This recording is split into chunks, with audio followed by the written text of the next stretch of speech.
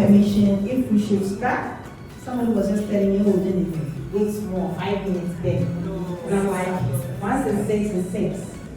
So we can start and you guys will join us. Anna? Yes. Okay. I'll start here. I'll start from the back. So we are talking about the SDGs.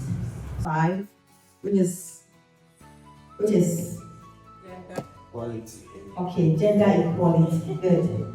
I'm sorry, okay, this is generative, this is how I am, so forgive me. It's not, I don't like the traditional way of doing things, so forgive me, okay? So, gender equality, and we have a lot of indicators under it. Now, will you tell us some of the indicators under SDG Goal 5? Okay, don't worry, I won't count them. And then we're also talking about SDG Goal 8. So, when you spoke about empowerment or empower, in the SDG Goal 5 and Goal 8, what does empowerment mean? What does empower?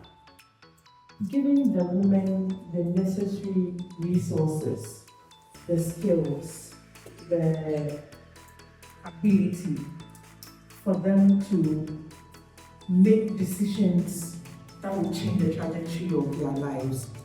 So it could be, the resources could be financing, it could be making gender-friendly policies, all in the bid of giving these women agency, so they don't overly depend on others. I think it takes you from a lower level, not deserving level, where you feel that you've progressed in the area where you work or you are pursuing.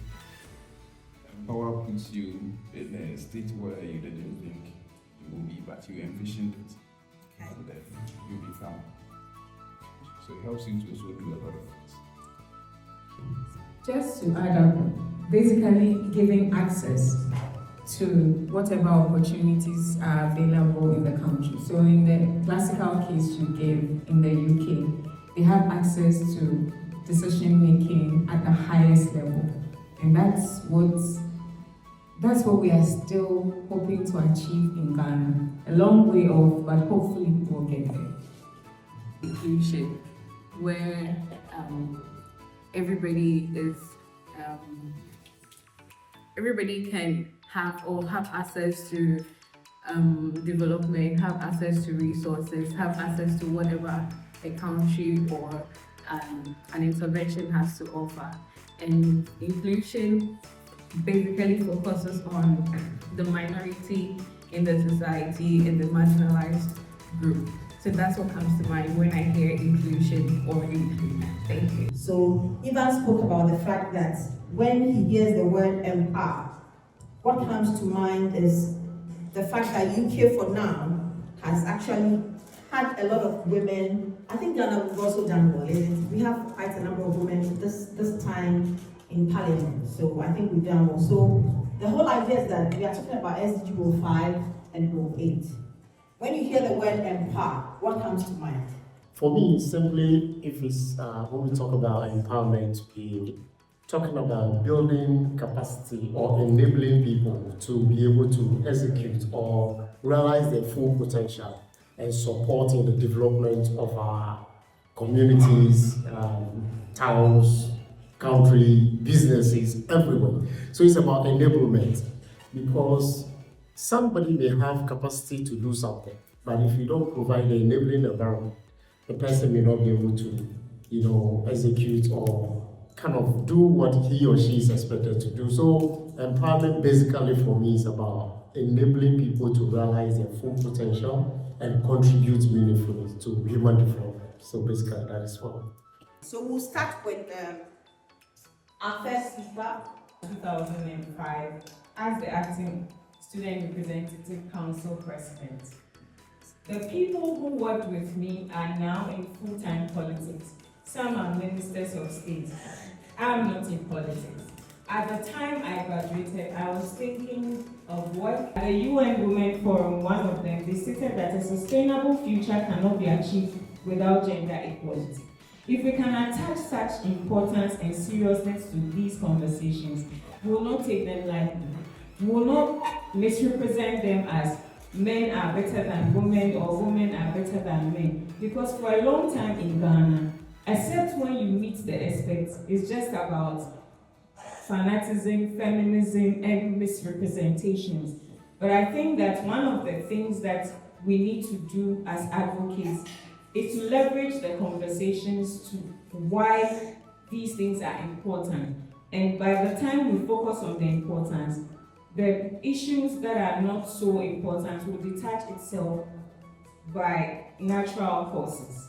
So if I know that bringing more women into the conversation will have direct impact on people's pockets and financial empowerment, then it's no longer about gender or who is better, but how each and every one of us can improve ourselves.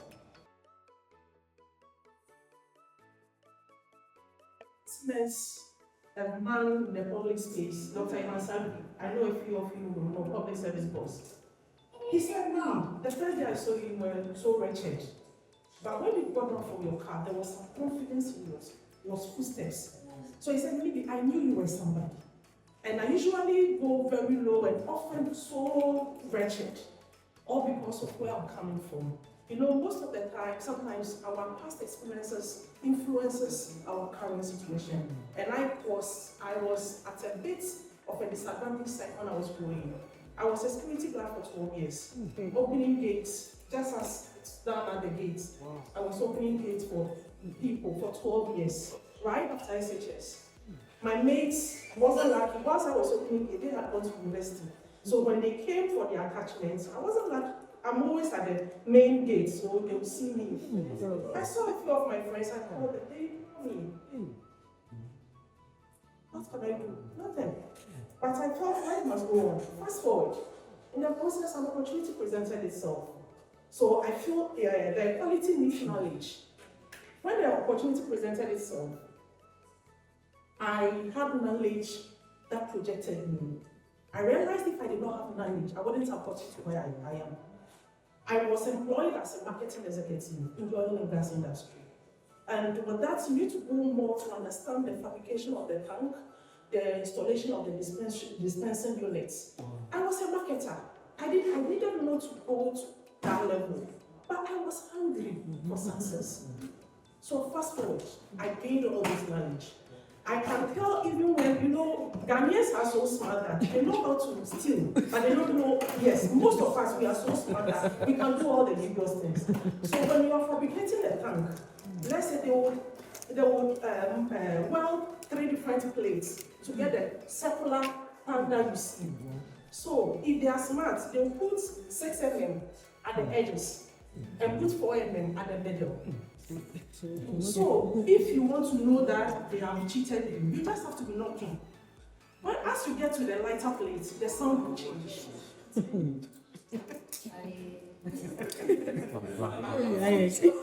So, gender equality is knowledge. And it is knowledge that will give you that power. Raise my voice because in the camp it's a different thing. When I found myself in civil space, my parents said was going to be calm. And you know this. All right. So, as an advocate for health and safety, we've been sitting for a while. So, can we just get up a bit so that we stretch our legs? Because it's part of the. These are realities. Now, all the knowledgeable people around you, in terms of the men, they will call back because they say, she said she knows it all. So, do it lesson. And at that point, when you push yourself to the wall or they push you to the wall and you cannot go further, then you turn around and say, they are sabotaging you. But you forgot that right from the beginning, your own posture is what put them through. Now, the other thing I want to talk about is that the leadership thing is a shared responsibility. For whoever, whether you're a male or a female, to have effective leadership, you should have an understanding that it is not your appointment title. It is not your personality. It is about shared responsibility. I ask this question: if everybody in your team is removed,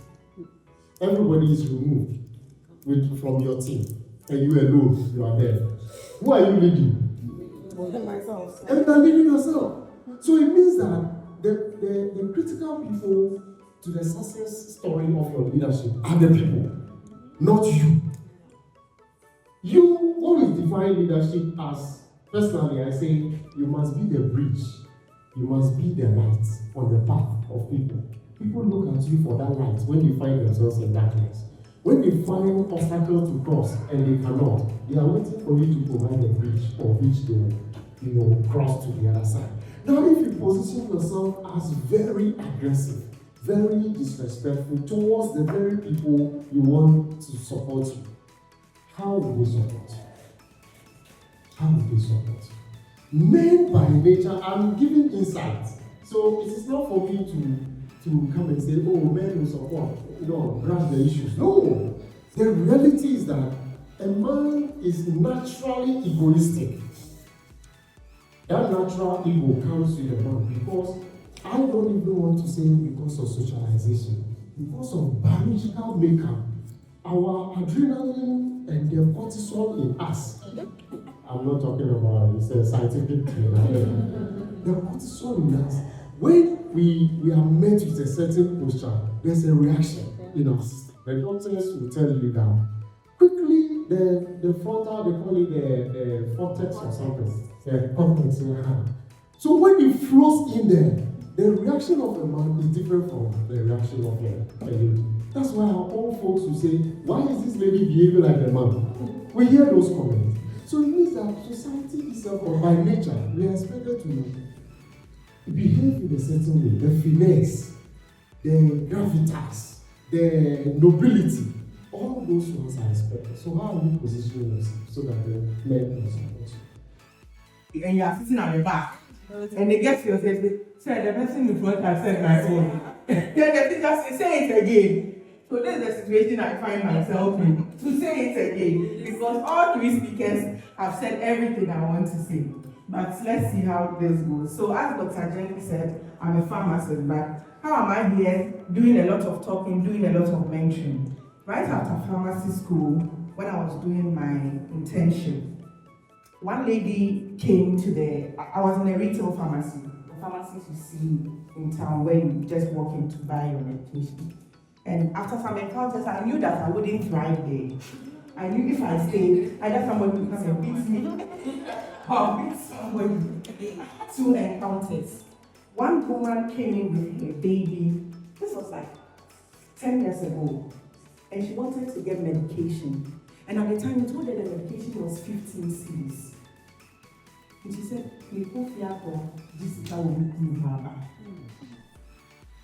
and even me as a national service, I had 15 cedis. So I didn't understand how a grown woman was telling me that and imagine the insult when the man followed her to the pharmacy to come and really check if the medication is 15 cedis. And guess how much he even gave her? 5 cedis. And this woman told us that she was a teller at a bank, and when she got pregnant, the man asked her to stop working and stay home and take care of her. The second incident, one woman, this was a different pharmacy, so I knew that I will not laugh. Another pharmacy, another incident. The woman came in with a baby who was so sick, and we asked her, how long has the baby been? She said, about 1 week. Why haven't you brought the child all this while? Mama waited my 3 days in your mind. So you don't have 20 cities, 50 cities anywhere. So hey, what are you saying? So I realized that beyond my pharmacy, I needed to do something. I needed to empower. Any which way, women have to be empowered.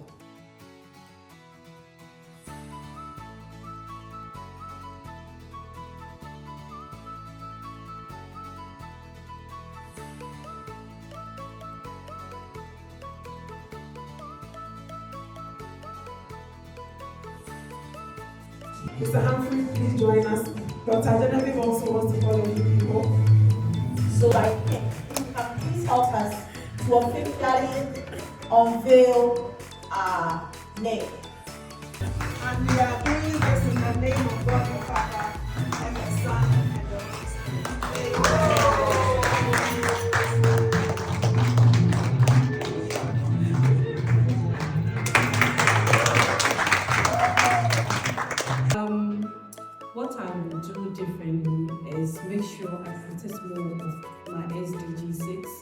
more. I do it. I do the training, but practice more. And I had an idea to innovate a product for the tanks we use at home, but I've been very quiet about it. But coming here this evening, I'm like, okay, I think I need to push it more. So I'm starting on partner for skill. Perfect. And I have one more thing to say, please. If you have a borehole at home, because of the flood issues, and you live around or areas that got flooded, please flush your borehole. Because there are different debris that have gone inside the borehole, and the water that is not coming is coming out is not productive.